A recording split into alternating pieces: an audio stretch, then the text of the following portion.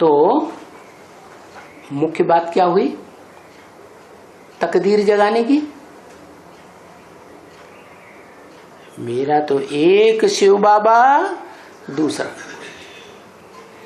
ये धारणा जीवन में जिन्होंने की उनकी तकदीर जग जाती है। तो एक शिव बाबा दूसरा न कोई, इस धारणा में रामकृष्ण वाली आत्माएं नहीं आती हैं है? वो एक को छोड़ करके कोई दूसरे को याद करती है?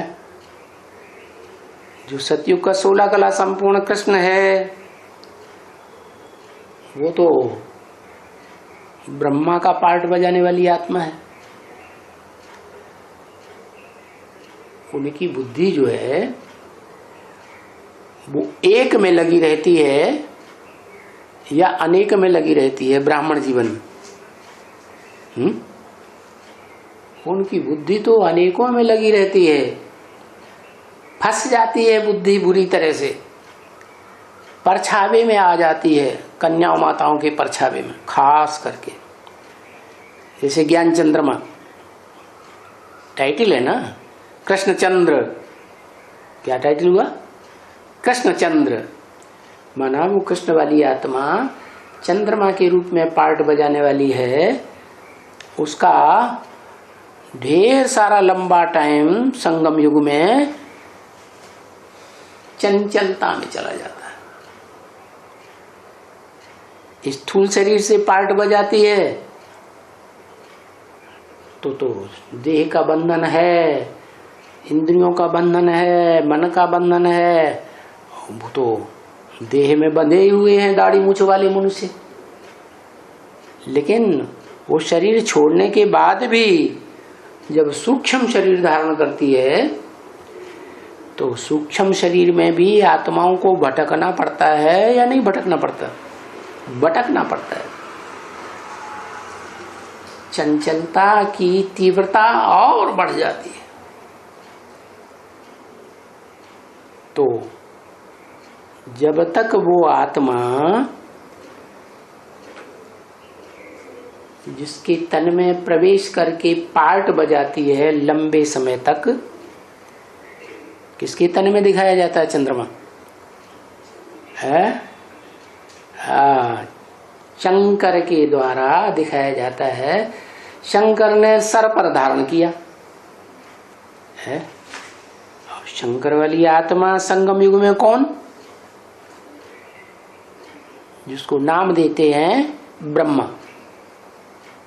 कौन सा ब्रह्मा? आदि वाला ब्रह्मा, माना प्रजापिता ब्रह्मा।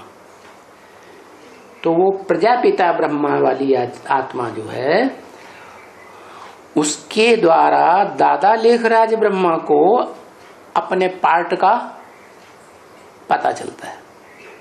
चलता है या नहीं?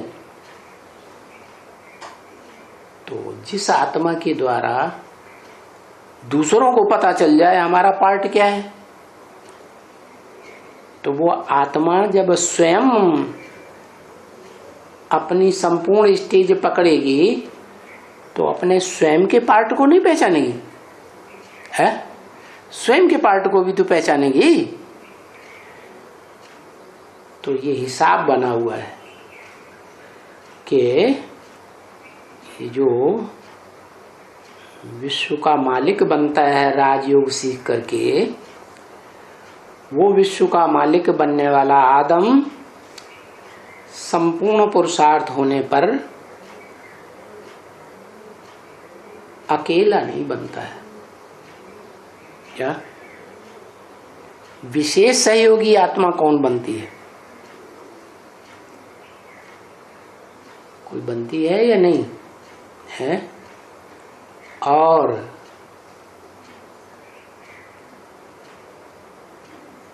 ओबीडेंट सर्वेंट के रूप में विशेष सहयोगी बनती है या शिव बाप की तरह बनती है? शिव बाप को तो अपना शरीर होता ही नहीं ये ब्रह्मा वाली आत्मा जो है ज्ञान चंद्रमा, उसको अपना सूक्ष्म शरीर होता है, तो सूक्ष्म शरीर से ज्यादा तीखा पार्ट बजाया जा सकता है या स्थूल शरीर में बंधी हुई आत्मा ज्यादा तीखा पार्ट बजा सकती है? स्थूल शरीर से पुरुषार्थ तो होता है लेकिन वो तीव्रता नहीं आ सकती। इसलिए दिखाते हैं कि राम ने रावण पर जीत पाई तो विशेष सहयोगी कौन बना है? हनुमान। क्या? तो विशेष सहयोगी ओबीडेंट सर्वेंट बन के बना, या राम जो राजा महाराजा बनता है उसके साथ कोई कुर्सी लेकर के बना है? कुर्सी ली?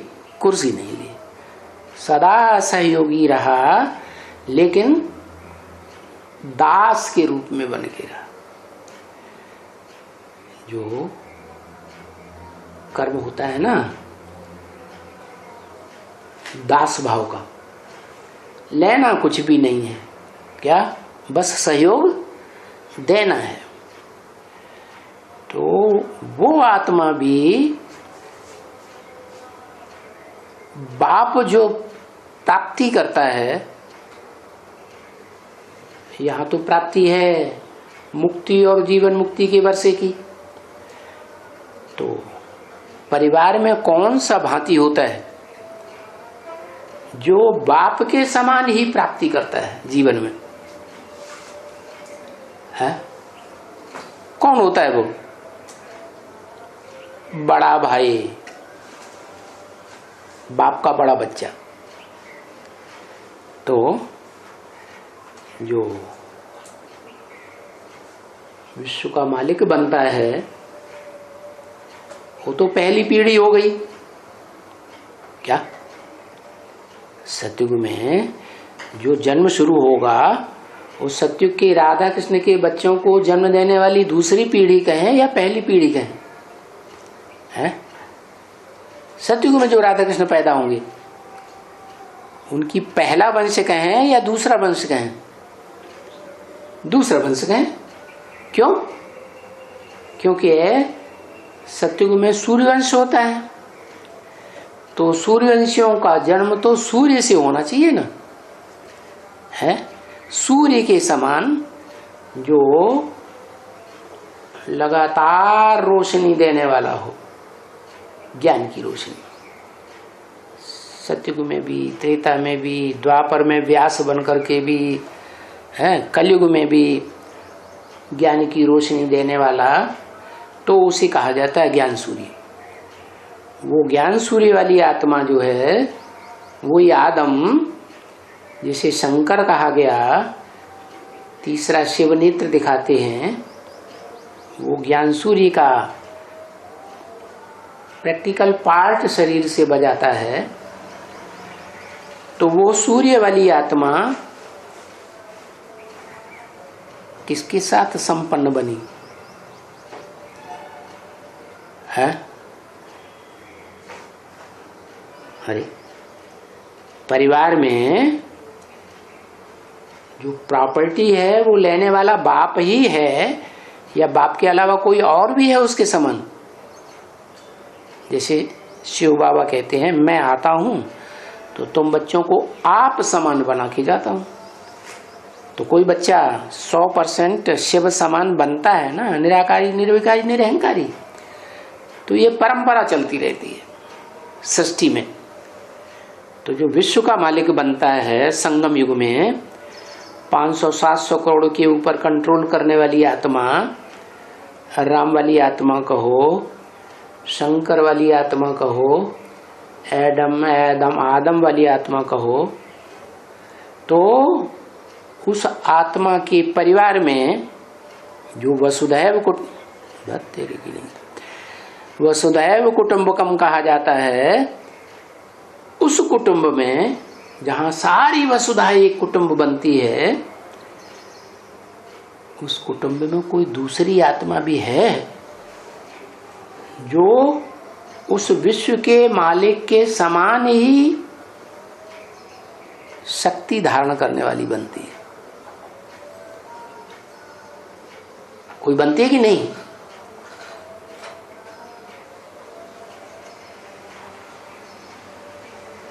वो तो इसी जन्म में बनी ना। और माता जो होती है ना, वो तो परिवार में सारे परिवार वालों की भांतियों की सेवाधारी होती है या मान मर्तबा लेने वाली होती है? सेवाधारी होती है। एक माता ही संबंध ऐसा है परिवार में, भारतीय परिवार में खास, वो कुछ नहीं लेती है। क्या परिवार में देने की इच्छा रखती है, पति को सुख देगी, बच्चों को सुख देगी, बच्चियों को सुख देगी, लेने की आशा नहीं करती। क्या तो प्रॉपर्टी लेने वाला कौन बनता है? बड़ा भाई, बड़ा लड़का। तो बताओ, ये जो संगम युग में विश्व के महाराजा की पीढ़ी बनी, सूर्यवंश बना, उसका वर्षा किसको मिलेगा अगली पीढ़ी में? कृष्ण वाली आत्मा को मिलेगा। वो ही कृष्ण वाली आत्मा यहाँ ब्रह्मा है। इसका मतलब है कि बाप और बच्चे का जन्म इकट्ठा है। क्या वो राम वाली आत्मा प्रत्यक्ष होती है, साथ ही साथ कृष्ण वाली आत्मा भी यही संगम युग में प्रत्यक्ष हो जाती है संसार के सामने। क्या ऐसे कहा जाए कि राम वाली आत्मा ने बाप का पार्ट प्रजापिता का बजाया और ब्रह्मा वाली आत्मा ने बड़ी माँ का पार्ट बजाया।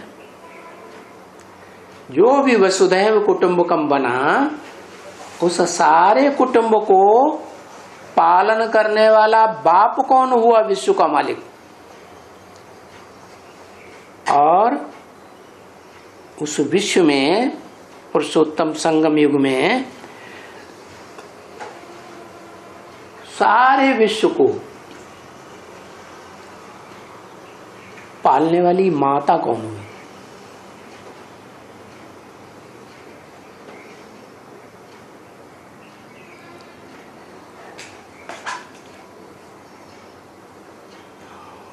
उनको अपना शरीर होता है?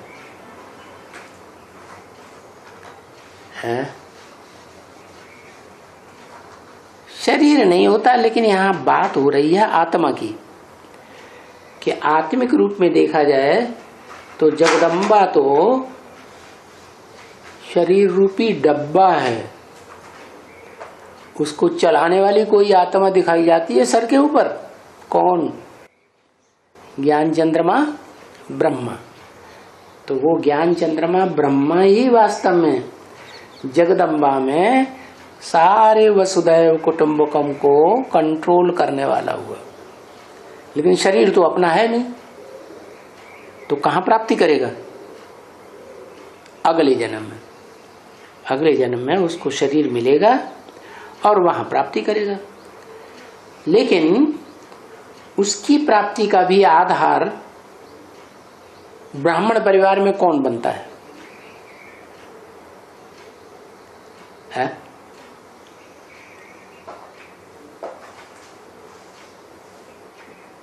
कौन आत्मा है? बाप। बाप आधार होता है कि माँ आधार होती है? बच्चों का जीवन बनाने और बिगाड़ने का बड़े के बड़ा आधार परिवार में माता होती है या बाप होता है? माता होती है। तो कौन हुई? ब्रह्मा तो पुरुष है। वास्तव में ब्रह्मा को ब्रह्मा के रूप में ब्राह्मण जीवन में निश्चय बुद्धि बनाने वाला कौन? यज्ञ के आदि में कौन था जिसने निश्चय बुद्धि, जिसके आधार पर निश्चय बुद्धि बनी? कि मैं कृष्ण की आत्मा हूं, लक्ष्मी राधा, वही आत्मा वो ओम मंडली के बाद शरीर छोड़ करके ब्राह्मणों की दुनिया में दोबारा जन्म लेकर आती है, तो ब्रह्मा की बच्ची बनती है। क्या क्या बनी? बच्ची।